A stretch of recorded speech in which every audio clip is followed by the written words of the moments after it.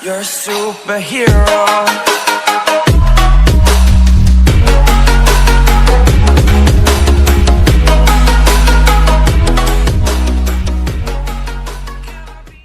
Hello and once again welcome back to टीएमबट English medium group tuition. और हम लोग बात कर रहे थे chapter number 5 the fundamental unit of life यानी कि सेल के बारे में। और हमने क्या किया था, हमने एक माइक्रोस्कोपिक स्टडी किया था। माइक्रोस्कोपिक स्टडी में हमने एग्जामिन किया था ऑनियन सेल को। और ऑनियन सेल को एग्जामिन करते हुए हमें ये पता चला था कि हर एक चीज एक कंपार्टमेंट टाइप एक सेल की बनी हुई है। ओके और हमने लास्ट वीडियो में हमने माइक्रोस्कोपिक एग्जामिनेशन किया था। और लास्ट वीडियो में हमने किस चीज की बात की थी? हमने बात की थी सेल्यूलर बॉडीज की, यूनिसेल्यूलर बॉडी, मल्टीसेल्यूलर बॉडी। और उसके बाद हमने ये भी समझा था कि डिवीजन ऑफ लेबर क्या होता है, याद दिलाओ थोड़ा सा। तो हमें पता है कि हमारे सेल को, हमारे बॉडी को बहुत सारे काम करने होते हैं और वो सारे काम के लिए हम क्या करते हैं, लेबर डिवीजन करते हैं। जैसे कि समझ लो कि अगर मेरी ट्यूशन क्लासेस है और ट्यूशन क्लासेस में क्या कर रहा हूं, मैं डिवीजन ऑफ लेबर कर रहा हूं, यानी कि पेपर चेक करने के लिए मैंने अलग इंसान रखा हुआ है, पेपर को सुपरवाइज करने के लिए कोई अलग इंसान है, पढ़ाने के लिए कोई अलग इंसान है, बाकी के अकाउंटेंसी के हिसाब के लिए अलग इंसान है, वीडियो उतारने के लिए अलग इंसान है। तो हर चीज के लिए मैंने यहाँ पे अलग-अलग इंसान को अपॉइंट किया है, which means I am dividing the labor. That is the division of labor. Same चीज होती है सेल। सेल क्या करती है, डिवीजन ऑफ लेबर करती है। जो मल्टीसेलुलर बॉडी होती है, तो मल्टीसेलुलर बॉडी में क्या होती है, लेबर को डिवाइड करने के लिए अलग-अलग टाइप के सेल्स होते हैं। क्योंकि मल्टीसेलुलर बॉडी बेसिकली बहुत सारे सेल्स की बनी होती है। पर जब हम बात करते हैं यूनिसेलुलर बॉडी कौन कौन सी थी? अमीबा थी, पैरामीशियम, क्लैमिडोमोनास, बैक्टीरिया। तो ये सब जो यूनिसेलुलर बॉडीज थी, वो यूनिसेलुलर बॉडी के पास एक ही सेल था। तो वो कहां से डिवीजन ऑफ लेबर करेगा? तो वो डिवीजन ऑफ लेबर के लिए उसके अंदर होती है सेल ऑर्गेनल्स, और वो सेल ऑर्गेनल्स हमें पढ़ना है। ठीक है, तो इस लेक्चर से हम लोग पहले मेन सेल ऑर्गेनल्स पढ़ेंगे, उसके बाद जो पैरा सेल ऑर्गेनल्स है वो पढ़ेंगे। मेन सेल ऑर्गेनल्स कौन कौन से हैं? तो याद करो, प्लाज्मा मेम्ब्रेन और सेल मेम्ब्रेन, न्यूक्लियस और साइटोप्लाज्म। ठीक है, तो यहाँ पे हम लोग स्टार्ट कर रहे हैं अपना ये लेक्चर, जिसमें हम पढ़ने वाले हैं सेल मेम्ब्रेन। ओके नेक्स्ट, तो यहाँ पे आप देख सकते हो कि प्लाज्मा मेम्ब्रेन और सेल मेम्ब्रेन हम किसको बोलेंगे? This is the outermost covering of cell that separates the contents of the cell from its external environment. अगर देख लो, हम ये है, ठीक है, तो हमारे आजू बाजू एक अलग टाइप का एनवायरनमेंट हो रहा है। जैसे कि बारिश हो रही है, ठीक है, तो जो बारिश हो रही है, तो क्या बारिश का पानी ऐसे हमारे शरीर के अंदर चला जाता है? नहीं, क्योंकि हमारे पास ऊपर एपिडर्मिक लेयर है जिसको हम बोलते हैं स्किन। तो इसी चीज से, इसी तरह से जो सेल्यूलर स्ट्रक्चर होता है, सेल होता है, वो सेल के अंदर बाहर के एक्सटर्नल एनवायरनमेंट और इंटरनल एनवायरनमेंट दोनों को अलग करता है एक मेम्ब्रेन टाइप लेयर, एक मेम्ब्रेन टाइप लेयर, एक लेयर जिसको बोलते हैं प्लाज्मा मेम्ब्रेन और सेल मेम्ब्रेन। उसको हम क्या बोलेंगे? प्लाज्मा मेम्ब्रेन और सेल मेम्ब्रेन। इतनी बात समझ में आ गई? ओके, अब देखो, तो the plasma membrane allows or permits the entry and exit of some material and in out of the cell। यानी समझ लो, अब यहां पे देखना, इस तरह से होता है हमारा प्लाज्मा मेम्ब्रेन। जो सेलुलर स्ट्रक्चर था कुछ इस तरह से था, याद करो, ऑनियन सेल को हमने देखा था, और ऑनियन सेल की कुछ रचना, कुछ कंस्ट्रक्शन इस तरह से होती थी। और ये जो मैंने ब्लू कलर से आउटिंग हुई ना, it's a one kind of membrane, one kind of wall, one kind of difference between external internal environment. समझ लो, तो इसको अगर मैं जूम करके देख रहा हूं, तो प्लाज्मा मेम्ब्रेन कुछ इस तरह से होता है। हाँ, इतने टिप में आपको 11th 12th के बायोलॉजी में पढ़ना होगा। हमें सिर्फ अभी बेसिक पढ़ना है कि सेल मेम्ब्रेन होता क्या है। तो cell membrane, first thing, cell membrane होता है outermost covering, it's a covering.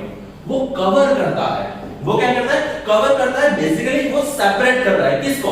External environment, internal environment के बीच की एक दीवार, एक लेयर है जिसको अलग करते हैं।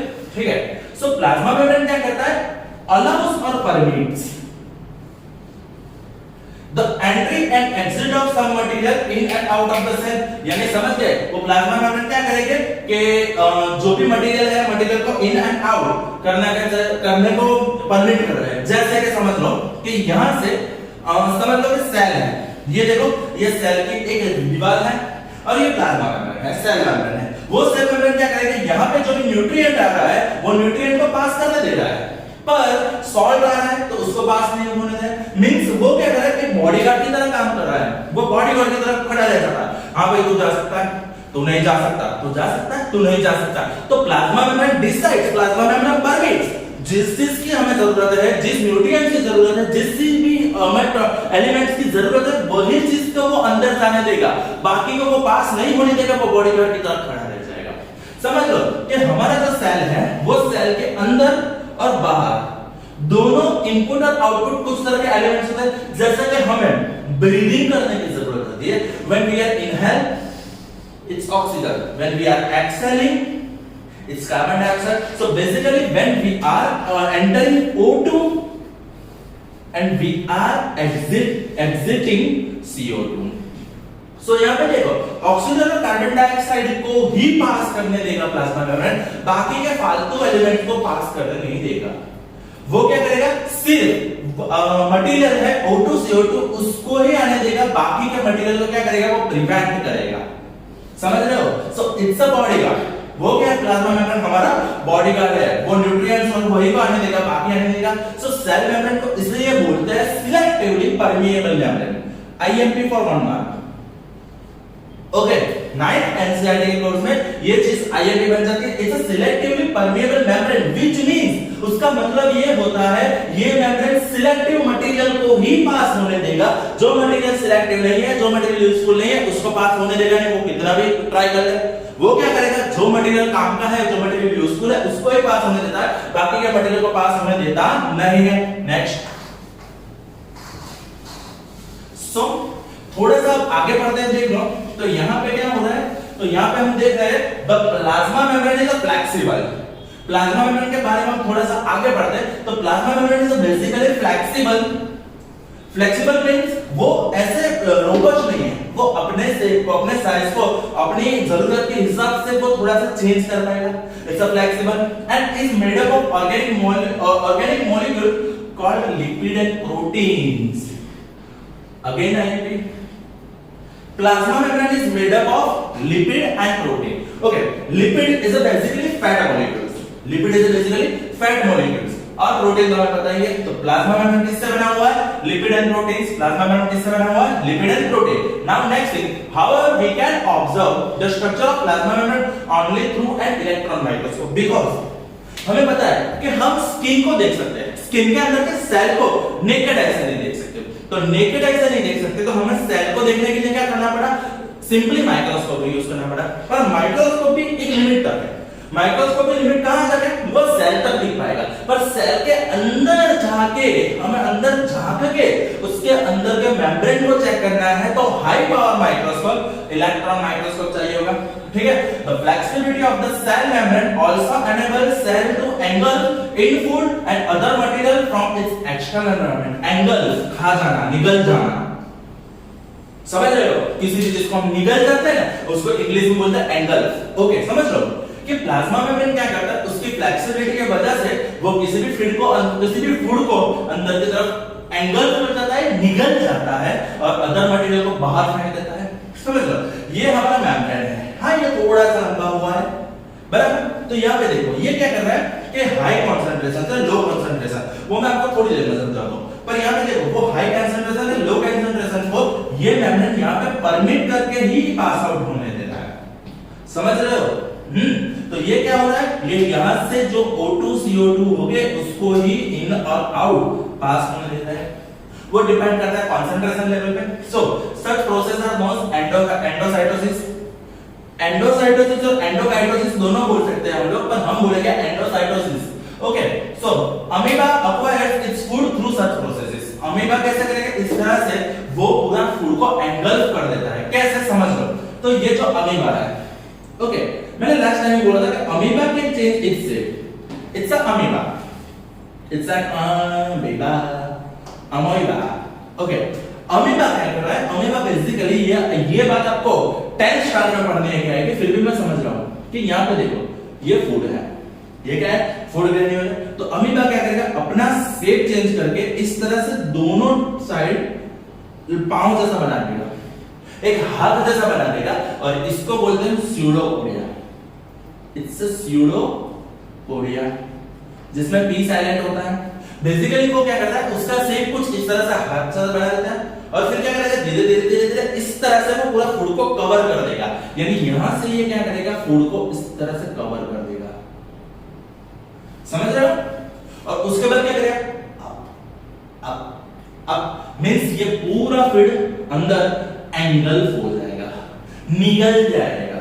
तो वो बेसिकली जिस तरह से अमीबा पूरा फूड को एंगल्फ करता है, सेम चीज प्लाज्मा मेम्ब्रेन फूड और अदर पार्टिकल को एंगल्फ करती है through a layer. So basically समझ लो एक चीज काफी सही है, plasma membrane is a selectively permeable membrane। Selectively permeable membrane. तो प्लाज्मा मेम्ब्रेन क्या करता है, जो सिलेक्टिव पार्टिकल्स है उसको ही पास आउट होने देता है, बाकी के पार्टिकल्स को पास आउट होने देता नहीं है। सो बेसिकली प्लाज्मा मेम्ब्रेन क्या होता है, ये इस तरह से, अगर मैं प्लांट सेल की बात करूं तो प्लांट सेल के सबसे आउटर बॉडी पे होता है सेल वॉल। इनर साइड एक छोटा सा लेयर हो जाता है, वही होता है हमारा प्लाज्मा मेम्ब्रेन और सेल मेम्ब्रेन। हाँ, उसको हम दोनों बोल सकते हैं, प्लाज्मा और सेल मेम्ब्रेन। वो डिफरेंस, हाँ थोड़ा सा डिफरेंस है वो, पर वो डिफरेंस आप 11th में पढ़ेंगे। अभी के लिए हम सेल मेम्ब्रेन और प्लाज्मा मेम्ब्रेन को डिफरेंट नहीं करते, तो एक ही होती है। यहाँ पे न्यूक्लियस होता है, यहाँ पे साइटोप्लाज्म और प्रोटोप्लाज्म होता है, यहाँ पे बाकी ऑर्गेनल्स होते हैं, पर हमें ये प्लाज्मा मेम्ब्रेन समझना है। समझ रहे हो? एक चीज समझ लो कि आपने अमेज़न से कुछ ऑर्डर किया है, अब अमेज़न से जो भी चीज आ रही है आपको पता है एक बॉक्स के अंदर पैक होके आ रही है। ओके, तो जो वो बॉक्स होता है ना, वो बॉक्स होता है हमारा सेल वॉल। बॉक्स हो गया, वो हो गई हमारी सेल वॉल। वो बॉक्स के अंदर आपको पता है कि आपका जो भी पैकेज है उसके ऊपर एक बबल रैप, यानी वो थैली आती है जिसके ऊपर ऐसे बबल्स होते हैं जिसको हम फोड़ते हैं। हाँ, वो क्या होता है, उसके प्रोटेक्शन के लिए। हाँ, उसका बॉक्स जो है वो प्रोटेक्शन के लिए है, ऑलरेडी बॉक्स प्रोटेक्शन के लिए है, पर उन्होंने क्या किया, बॉक्स के ऊपर एक बबल रैप की थैली लगा दी।